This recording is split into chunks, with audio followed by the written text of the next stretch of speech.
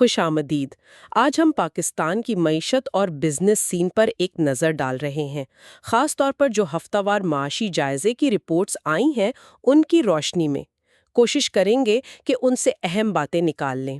بالکل، اور آج ہم دیکھیں گے جون 2025 کی مہنگائی کی صورتحال، فیول پرائسز میں جو اضافہ ہوا وہ، سٹاک مارکیٹ کی پرفارمنس اور کچھ دوسری اہم نیشنل اور انٹرنیشنل اکنامک ڈیولپمنٹس بھی۔ تو سب سے پہلے ذرا بڑے اعداد و شمار دیکھ لیں۔ جون میں سالانہ مہنگائی وہ تو کم ہو کر 3.2% پر آ گئی۔ یہ تو اچھی خبر لگتی ہے نا؟ جی ہاں، یہ سننے میں تو کافی بہتر ہے پچھلے مہینوں کے مقابلے میں۔ لیکن اسی سانس میں پیٹرول 8.36 روپے اور ڈیزل 10.39 روپے فی لیٹر مہنگا ہو گیا۔ یہ تو سیدھا عام آدمی پر بوجھ ہے۔ بالکل، یہ وہ چیز ہے جو فوراً محسوس ہوتی ہے۔ اور پھر گیس ٹیرف بڑھنے کی بات ہو رہی ہے، جس سے بجلی بھی شاید کوئی 1 روپیہ فی یونٹ مہنگی ہو جائے گی۔ جی ہاں، یہ تصویر تھوڑی ملی جلی سی ہے۔ دیکھیں، مہنگائی کی مجموعی شرح کم ہونا مثبت تو ہے، شاید کھانے پینے کی چیزیں تھوڑی سستی ہوئی ہوں، لیکن یہ جو فیول پرائسز بڑھی ہیں، اس کا مطلب ہے ٹرانسپورٹ مہنگی، ہر چیز کی لاگت بڑھ سکتی ہے۔ اس کا اثر تو سب پر آئے گا۔ صحیح۔ اچھا، عالمی سطح پر کیا ہو رہا ہے؟ اوپیک پلس کے کچھ ممالک نے کہا ہے کہ وہ اگست میں پیداوار بڑھائیں گے، تقریباً 5,48,000 بیرل روزانہ۔ جی، تیل کی قیمتوں پر اس کا کچھ اثر ہو سکتا ہے۔ اور مقامی طور پر چین نے پاکستان کے وہ جو $3.5 ارب کے قرضے تھے ان کو رول اوور کر دیا ہے، مطلب ادائیگی فی الحال آگے بڑھا دیے۔ ہاں، یہ ایک وقتی ریلیف تو ضرور ہے۔ اس سے تھوڑا سانس لینے کا موقع ملے گا، فورن ریزروز پر پریشر کم ہوگا۔ لیکن یہ صرف وقتی ریلیف ہے نا؟ بالکل، یہ اصل قرض تو وہیں کا وہیں ہے، بس ادائیگی بعد میں کرنی ہوگی۔ اچھا، دوسری طرف کچھ پریشان کن خبریں بھی ہیں، جیسے پشاور میں فضائی آلودگی بہت بڑھ گئی ہے، خطرناک سطح تک۔ جی، یہ ماحولیاتی مسئلہ تو ہے ہی، صحت کے لیے بھی اور لانگ ٹرم میں معیشت کے لیے بھی نقصان دہ ہے۔ اور ایک اور خبر، مائکروسافٹ، اتنی بڑی کمپنی، انہوں نے پاکستان میں اپنا دفتر بند کر دیا ہے۔ یہ تو کافی تشویشناک بات ہے۔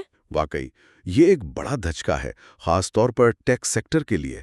سوچنے کی بات ہے کہ ایسا کیوں ہوا؟ ہاں، اس کی وجوہات کیا ہو سکتی ہیں؟ کیا یہ سرمایہ کاری کے ماحول پر کوئی سوالیہ نشان ہے؟ دیکھیں، کئی وجوہات ہو سکتی ہیں۔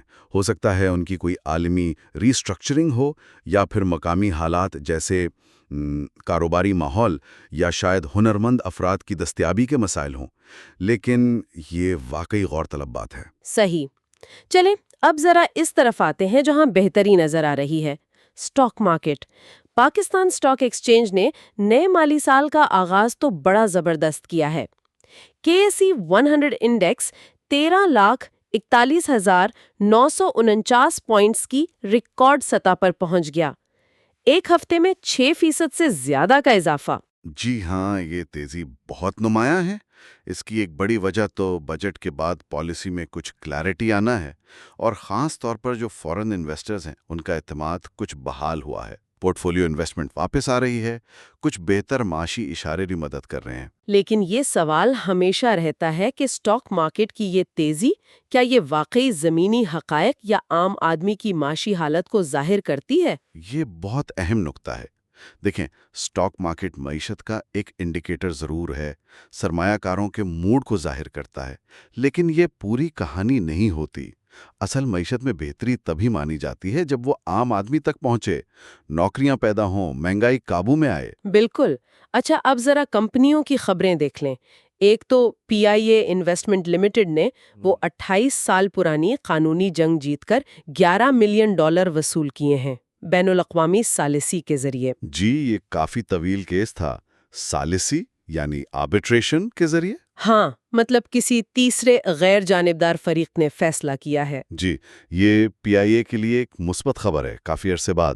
اور دوسری طرف پریما ملک ایک کمپنی ہے، ان پر $5 ملین کا جرمانہ ہوا ہے غلط معلومات دینے والی اشتہار چلانے پر۔ ہاں، یہ کیس مسابقتی کمیشن نے کیا ہے۔ یہ دکھاتا ہے کہ کمپنیوں کو ذمہ داری سے مارکیٹنگ کرنی چاہیے اور صارفین کو غلط معلومات نہیں دینی چاہیے۔ صحیح۔ اچھا، پالیسی کے محاذ پر کیا چل رہا ہے؟ آئی ایم ایف نے وہ جو تجویز تھی کہ کرپٹو مائننگ یا ڈیٹا سینٹرز کو سستی بجلی دی جائے، وہ مسترد کر دی ہے۔ جی، آئی ایم ایف سبسڈی کے معاملے میں ہمیشہ سے سخت رہا ہے، ان کا موقف واضح ہے۔ اور ادھر آئل کمپنیاں یعنی OACAC وہ کہہ رہے ہیں کہ فرنٹس آئل پر جو نئے ٹیکس لگ رہے ہیں اس سے اس کی قیمت 80% تک بڑھ سکتی ہے۔ یہ تو بہت زیادہ ہے۔ جی، اور وہ کہہ رہے ہیں کہ اس سے پاور سیکٹر اور صنعتیں بہت متاثر ہوں گی۔ یقیناً، توانائی کی قیمتیں پہلے ہی بہت زیادہ ہیں، اس سے تو لاگت اور بڑھ جائے گی۔ اور آخر میں ایک خبر یہ ہے کہ پاکستان اور امریکہ کے درمیان تجارتی تعلقات کو بہتر بنانے کے لیے حتمی مذاکرات ہو رہے ہیں۔ یہ بہت اہم دو طلب پوائنٹ ہے۔